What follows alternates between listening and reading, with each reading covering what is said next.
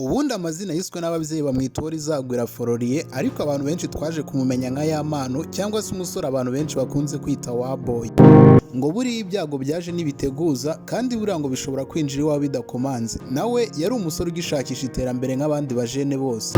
Mu gihe yari umujene uhuze ukiri gushaka ubuzima, amarangamutima y'urukundo yahise yitera mu mutima nk'iyagatera.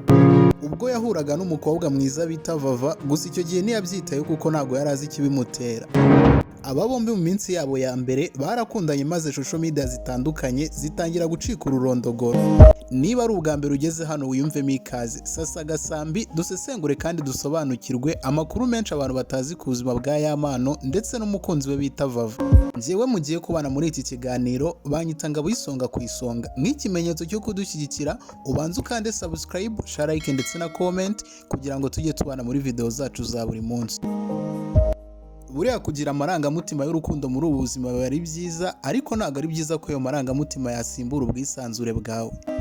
Muri ubu buzima biba ari byiza ko ukunda umuntu, ariko nawe ukaba ubizi ko uwo muntu ukunda nawe agukunda.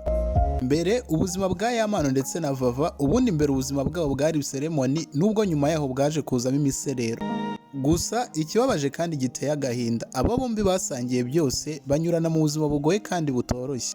Gusa nyuma yaho ntabwo tuzi ukuntu byagenze, abasangiye byose maze batangira kwitana ibisambo, maze batangiza gusakaza amashusho yabo y'urukozasoni. Ibi byatumye hagati yabo havuka amakimbirane adasanzwe, maze batangira guterana amatiku turumira. Gusa nyuma yaho ntibyaje kugarukiraho, kuko umugabo yakubise umugore yisanga muri gereza.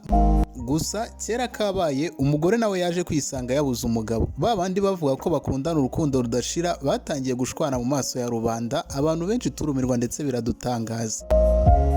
Mwebwe mwese twabanye muri iki kiganiro, munyemera ikiganiro cyacu cy'uyu munsi tugisoreza. Nje mwabanye muri iki kiganiro cyose banyita Ngabo y'Isonga ku isonga.